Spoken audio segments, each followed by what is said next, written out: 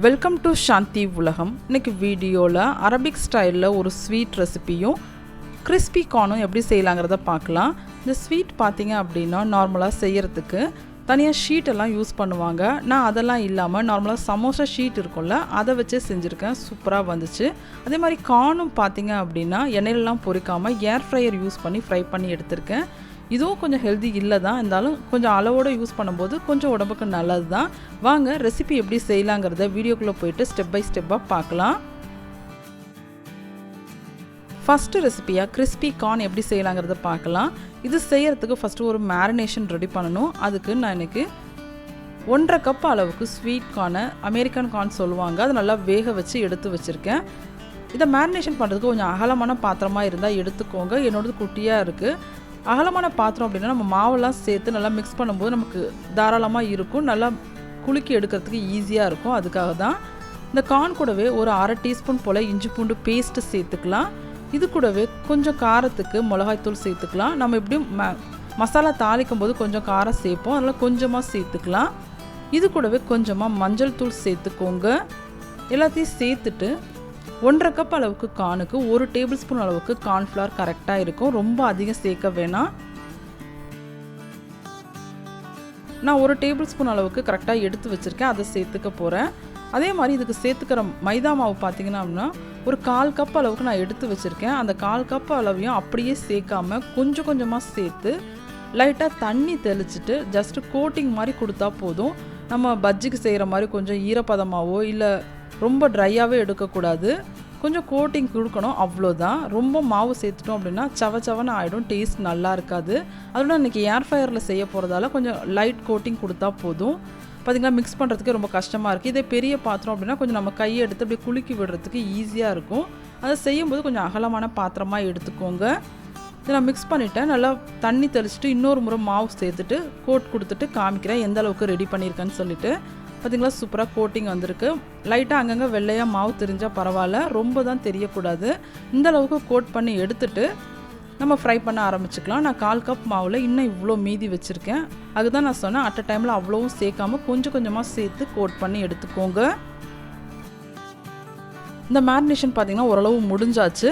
இதில் நான் கொஞ்சமாக உப்பு சேர்த்துக்க போகிறேன். கார்ன் வேக வைக்கும்போது உப்பு சேர்த்துருக்கேன், இருந்தாலும் இந்த மாவுக்கு ஒரு சால்ட்டு டேஸ்ட் வேணும்ல, அதுக்காக லைட்டாக உப்பு சேர்த்துட்டு ஒரு முறை மிக்ஸ் பண்ணிவிட்டு ஃப்ரை பண்ண ஆரம்பிச்சுக்கலாம். ஃப்ரை பண்ணுறதுக்கு முன்னாடி இந்த பேன் ஒன்று இருக்கும் ஏர் ஃப்ரையரில், அதை கொஞ்சம் ப்ரீஹீட் பண்ணிவிட்டு ஓவன் மாதிரியே தான் ஒரு 2 மினிட்ஸ் இல்லை 3 மினிட்ஸ் கரெக்டான டெம்பரேச்சரில் வச்சு ப்ரீஹீட் பண்ணிவிட்டு லைட்டாக அந்த ட்ரேவில் மட்டும் ஆயில் வந்து நல்லா ஸ்ப்ரே பண்ணிக்கலாம், இல்லை ப்ரஷ் வச்சு ப்ரஷ் பண்ணிவிட்டு அதுக்கப்புறமா நம்ம மேரினேட் பண்ணி வச்சுருக்கோம்ல கார்னை சேர்த்துட்டு ஃப்ரை பண்ணி எடுத்துக்கலாம். எனக்கு டோட்டலாக ஒரு 15 மினிட்ஸ் நான் பண்ணினேன். ஒரு 180 டிகிரியில் பண்ணிவிட்டு காமிக்கிறேன் எப்படி ரெடியாக இருக்குன்னு சொல்லிவிட்டு. ஒரு 15 மினிட்ஸும் அப்படியே விட்டுடாமல் அப்பப்போ ஒரு 2 மினிட்ஸ் ஒன்ஸ் வெளில எடுத்துகிட்டு ஒரு முறை மிக்ஸ் பண்ணிவிட்டு திரும்ப உள்ளே வைக்கணும். இது எந்த அளவுக்கு கிறிஸ்பியாக இருக்குன்னு சொல்லிவிட்டு அதோட சவுண்டு காமிக்கிறேன் பாருங்களேன். சூப்பராக வந்திருக்கு. ஆயிலே கிடையாது, லைட்டாக அந்த ட்ரேவுக்கு மட்டும் நான் ஆயில் ஸ்ப்ரே பண்ணி விட்டேன், அவ்வளோதான். பார்த்திங்கன்னா தெரியும் சவுண்டு எவ்வளோ சூப்பராக இருக்குன்னு சொல்லிவிட்டு.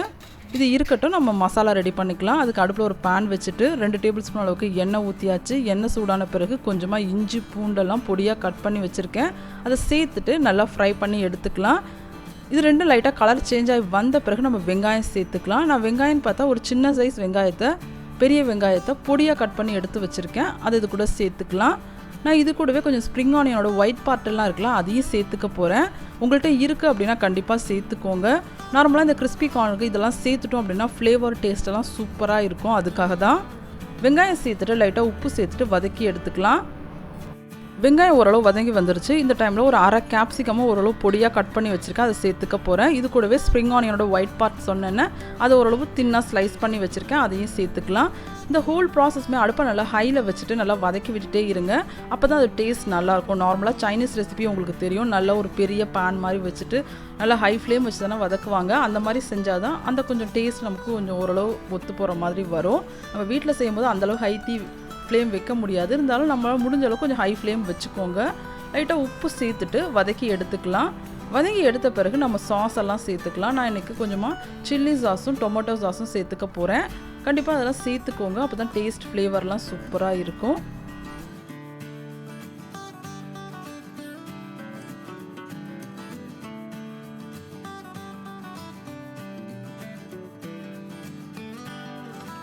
வெங்காயம் கேப்சிகம் நல்லா வதங்கிருச்சு. இந்த டைமில் கொஞ்சமாக சில்லி ஃப்ளேக்ஸ் சேர்த்துக்கோங்க. நான் ரொம்ப காரம் வேணாம் அப்படிங்கிறதால ஒரு 1/4 டீஸ்பூன் மட்டும் சேர்த்துருக்கேன். இது கூடவே கொஞ்சமாக இந்த இட்டாலியன் சீசனிங் சொல்லுவாங்கள்ல, நார்மலாக கடையில் கிடைக்கும், அது வந்து 1 டீஸ்பூன் போல் சேர்த்துக்கலாம். உங்கள்கிட்ட இதுக்கு பதிலாக உங்கள்கிட்ட பீஸா சாஸ் இருக்குது அப்படின்னா இந்த சாஸ் எல்லாம் தனித்தனியாக சேர்க்குறோம்ல, அதுக்கு பதிலாக நீங்கள் அதை 1 டேபிள் ஸ்பூன் அளவுக்கு சேர்த்துட்டாலும் டேஸ்ட் நல்லாயிருக்கும். என்கிட்ட இல்லை அப்படிங்கிறதால இந்த இட்டாலியன் சீசனிங்கும் கொஞ்சமாக சில்லி சாஸும் கொஞ்சம் டொமேட்டோ சாஸும் சேர்த்துக்க போகிறேன். இந்த சாஸ் எல்லாமே நம்மளோட டேஸ்ட்டுக்கு ஏற்ற மாதிரி சேர்த்துக்கலாம். நம்ம எடுத்துருக்க அளவுக்கு 1 டேபிள் ஸ்பூன் கரெக்டாக இருக்கும். சாஸ் எல்லாம் சேர்த்துட்டு இப்போவும் ஹை ஃப்ளேம்லேயே வச்சுட்டு நல்லா வதக்கி விட்டுக்கோங்க. நீங்கள் பீஸா சாஸ்லாம் சேர்க்க போகிறீங்க அப்படின்னா 2 டேபிள் ஸ்பூன் அளவுக்கு பீஸா சாஸ் சேர்த்துக்கோங்க. நான் தனித்தனியாக சேர்க்குறதால 1 டேபிள் ஸ்பூன் சேர்த்துருக்கேன். கிட்ஸுக்கு கொடுக்கும்போது டொமேட்டோ சாஸை கொஞ்சம் எக்ஸ்ட்ரா கூட சேர்த்துக்கலாம். அவங்களுக்கு டேஸ்ட் ரொம்ப பிடிக்கும்ல, அதுக்காக தான். டொமேட்டோ சாஸ் இந்த டைமில் சேர்த்துட்டு அடுப்பை நல்லா ஹையில் வச்சுட்டு திரும்பவும் நல்லா ஃப்ரை பண்ணி எடுத்துக்கோங்க. நல்லா கோட் பண்ணி எடுத்த பிறகு தான் நம்ம கார்ன் சேர்த்துக்கணும். கார்ன் ஃப்ரை பண்ணும்போது கண்டிப்பாக நீங்கள் பிகினர்ஸாக இருந்தீங்க அப்படின்னா இந்த டிப்பை ஃபாலோ பண்ணிக்கோங்க. எண்ணெயில் பொரிக்கும் போது கண்டிப்பாக சில கார்ன் வந்து வெடிக்க ஆரம்பிக்கும். கார்னை எண்ணெயில் போட்ட உடனே ஒரு மூடி வச்சோ இல்லை ஒரு வலை மாதிரி வச்சு மூடிட்டிங்க அப்படின்னா கொஞ்சம் சேஃபாக ஃப்ரை பண்ணி எடுக்கலாம். அதுக்கு இந்த டிப்பை கண்டிப்பாக ஃபாலோ பண்ணிக்கோங்க. பார்த்திங்கன்னா நல்லா வதங்கி வந்துருச்சு. இந்த டைமில் ஸ்ப்ரிங் ஆனியனோட க்ரீன் பார்ட்டையும் கொஞ்சமாக கொத்தமல்லி இலையும் பொடியாக கட் பண்ணி எடுத்து வச்சுருக்கேன், அதை சேர்த்துக்க போகிறேன். ஃபைனலாகவும் ஸ்ப்ரிங் ஆனியன் கொஞ்சம் சேர்த்துக்கணும், அதுக்கு கொஞ்சம் எடுத்து வச்சுக்கோங்க. இந்த மசாலாவோட ஒரு முறை கோட் பண்ணி எடுக்கும்போது டேஸ்ட்டு நல்லாயிருக்கும், அதனால் நான் சேர்த்துக்க போகிறேன். இன்னொரு முக்கியமான விஷயம் என்ன அப்படின்னா, கார்ன் ஃப்ரை பண்ணிவிட்டு உடனே இந்த மசாலாவோட சேர்க்கக்கூடாது. ஏன்னு பார்த்தீங்கன்னா இதுவும் சூடாக இருந்து கார்னும் சூடாக இருந்துச்சு அப்படின்னா அது ஒரு சொதன்னு ஆகிடும், டேஸ்ட் நல்லா இருக்காது. இந்த ஹெட்டிங்கே பார்த்திங்க அப்படின்னா கிறிஸ்பி கார்ன் தான், அதனால் வந்துட்டு நம்ம கார்ன் நல்லா ஆறின பிறகு தான் அந்த மசாலாவில் சேர்த்து ஒரு முறை கோட் பண்ணி விடணும். ரொம்ப நேரம் கோட் பண்ண தேவையில்ல, ஒரு நிமிஷம் போல் நல்லா மிக்ஸ் பண்ணி எடுத்துகிட்டு சூடாக சர்வ் பண்ணி பாருங்களேன், டேஸ்ட்டு சூப்பராக இருக்கும்.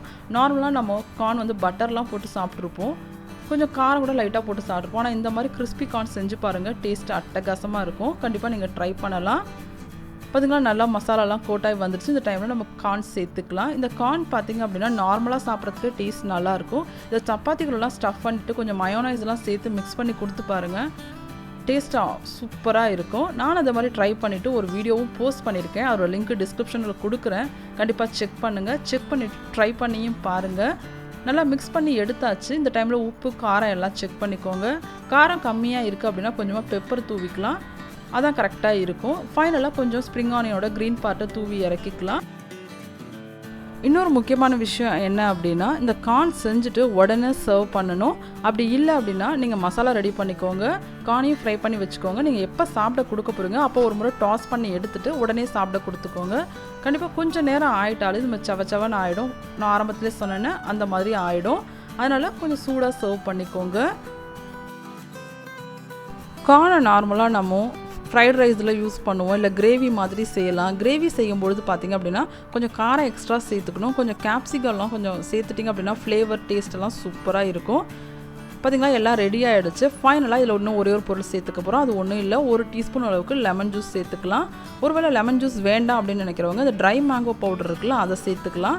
அதுவும் வேண்டாம் அப்படிங்கிறவங்க ஒரு 1/4 டீஸ்பூன் போல் கொஞ்சமாக சாட் மசாலா சேர்த்துட்டிங்க அப்படின்னா டேஸ்ட் அட்டகாசமாக இருக்கும்.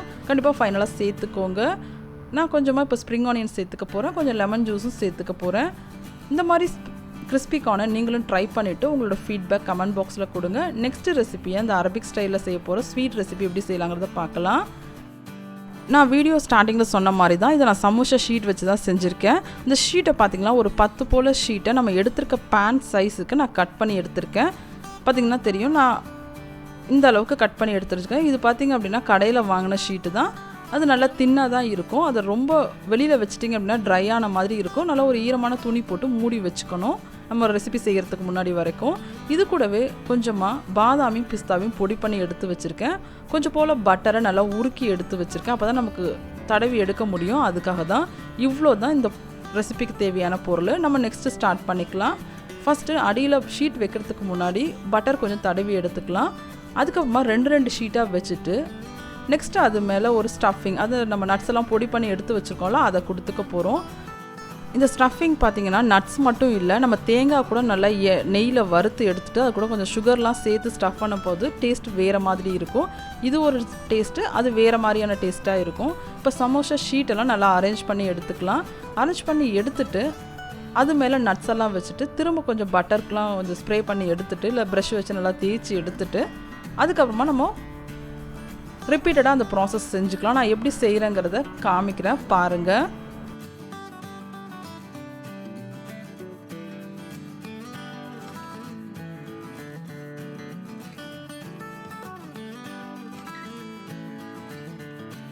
இந்த நட்ஸ் எல்லாம் ஸ்டஃப் பண்ணும்போது ஓவர்லோட் பண்ணாமல் கொஞ்சம் ஓரளவு தின் லேயர் கொடுக்குற மாதிரி ஃபிக்ஸ் பண்ணி எடுத்துக்கலாம். நிறைய போட்டாலும் டேஸ்ட் நல்லா தான் இருக்கும். நமக்கு சமோசா ஷீட் ரொம்ப தின்னாக இருக்குல்ல, அப்போ நம்ம நட்ஸ் எல்லாம் கொஞ்சம் அதிகமாக போடும்போது டேஸ்ட் வேறு மாதிரி இருக்கும். அதுக்காக தான் நார்மலாக இந்த ஸ்வீட்டுக்கு யூஸ் பண்ணுற ஷீட் யூஸ் பண்ணும்போது நிறையா சேர்த்துக்கலாம். இந்த சமோசா ஷீட்டுங்கிறதால நான் தின் லேயர் கொடுத்தா போதும்னு சொல்கிறேன். இதை ஃபாலோ பண்ணிக்கோங்க.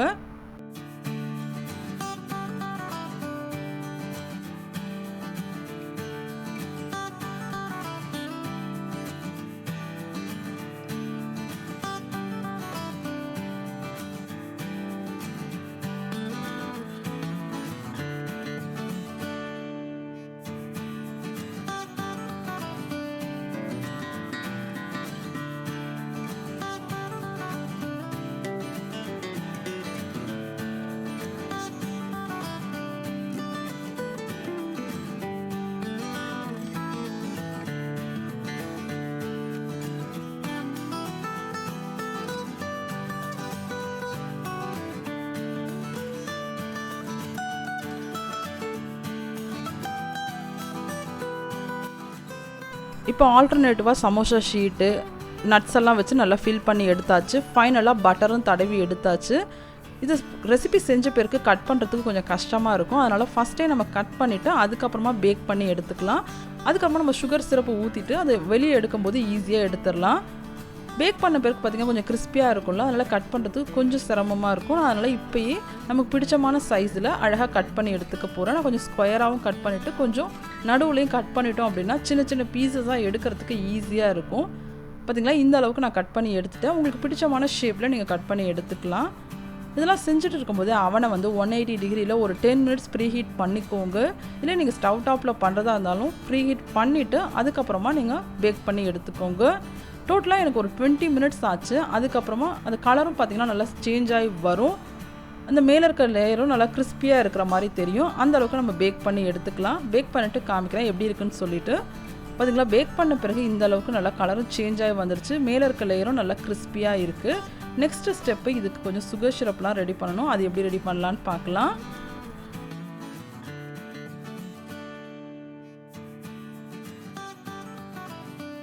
சுகர் சிரப் ரெடி பண்ணுறதுக்கு நான் இன்றைக்கி ஒரு அரை கப் போல் சுகர் எடுத்து வச்சுருக்கேன். எந்த அளவுக்கு சுகர் எடுக்கிறோமோ அதில் ஒரு 3/4 பங்கு அளவுக்கு தண்ணி ஊற்றிட்டு ஒரு பிசுபிசுப்பு தன்மை வர வரைக்கும் நம்ம சுகர் சிரப் ரெடி பண்ணணும். நார்மலாக இந்த குலோப் ஜாமுனுக்கு ரெடி பண்ணுவோம்ல, அந்த அளவுக்கு ரெடி பண்ணி எடுத்தால் போதும். இதை நான் ரெடி பண்ணிவிட்டு காமிக்கிறேன். இது கூடவே பார்த்திங்க அப்படின்னா கொஞ்சமாக ரோஸ் சிரப்போ இல்லை ஏலக்காய் தூள் அதெல்லாம் சேர்த்துட்டிங்க அப்படின்னா டேஸ்ட் நல்லாயிருக்கும். இன்னொரு முக்கியமான விஷயம் என்னென்னு பார்த்திங்கன்னா, இந்த பேக் பண்ணி எடுத்து வச்சுருக்க பொருளும் இந்த சுகர் சிரப்பும் ரெண்டுமே சூடாக இருக்கக்கூடாது. ஏதாச்சும் ஒன்று சூடாக இருந்தால் போதும். எனக்கு இப்போ பேக் பண்ணது ஆறிடுச்சு, ஆனால் சுகர் சிரப்பு நல்லா சூடாக இருக்குது. இந்த டைமில் நான் சேர்த்துக்க போகிறேன். கொஞ்சம் ஈவனாக ஸ்ப்ரெட் பண்ணி விட்டுட்டு நல்லா இதை ஆறின பிறகு எடுத்து சர்வ் பண்ணி பாருங்களேன். டேஸ்ட் சூப்பராக இருக்கும். நட்ஸு சுகர் சிரப்புலாம் சேரும்போது அது டேஸ்ட்டு சொல்லவே முடியாது, அப்படி ஒரு டேஸ்ட்டாக இருக்கும். கண்டிப்பாக நீங்கள் ட்ரை பண்ணுங்கள். நான் இதில் கொஞ்சமாக ரோஸ் எசன்ஸும் கொஞ்சம் ஏலக்காய் தூளும் சேர்த்துட்டேன். உங்களோட விருப்பம் தான், உங்களுக்கு ஏலக்காய் தூளோட ஃப்ளேவர் பிடிச்சா அதை சேர்த்துக்கோங்க. ஃபைனலாக இதில் கொஞ்சமாக நட்ஸ் எல்லாம் தூவி இறக்கிக்கலாம். இது கொஞ்சம் ஆறின பிறகு பார்த்துட்டிங்கன்னா இந்த சுகர் சிரப்போட ஊறிட்டு டேஸ்ட்டு சூப்பராக என்ஹான்ஸ் பண்ணி கொடுக்கும். ஆறின பிறகு நல்லா சர்வ் பண்ணுங்கள். அப்படி வேணுங்கிறவங்க ஃப்ரிட்ஜில் வச்சுட்டு சில்லுன்னு கூட சர்வ் பண்ணுங்கள். பார்த்திங்கன்னா இந்த அளவுக்கு சுகர் சிரப் கொஞ்சம் நல்லா ஃப்ளோட்டிங் இருக்கிற மாதிரி இருக்கணும். அப்போ தான் இந்த ஷீட்டெல்லாம் நல்லா ஊறி வரும். பார்த்திங்களா, சிம்பிளான ஒரு ஸ்வீட் ரெசிபி டக்குன்னு ரெடி பண்ணிட்டோம். இன்றைக்கி போஸ்ட் பண்ண 2 ரெசிபியுமே உங்களுக்கு பிடிச்சிருக்குன்னு நினைக்கிறேன். பிடிச்சிருந்தால் லைக் பண்ணுங்கள், ஷேர் பண்ணுங்கள். என்னோடய சேனலை சப்ஸ்கிரைப் பண்ணாதவங்க சப்ஸ்கிரைப் பண்ணிக்கோங்க. பக்கத்தில் இருக்க பெல் ஐக்கான் கிளிக் பண்ணிக்கோங்க. அப்போ நம்ம போடுற வீடியோ உடனுக்குடனே நோட்டிஃபிகேஷனில் வரும். நெக்ஸ்ட் ஒரு இன்ட்ரெஸ்டிங்கான வீடியோவில் உங்களை மீட் பண்ணுறேன். தேங்க்ஸ் ஃபார் வாட்சிங்.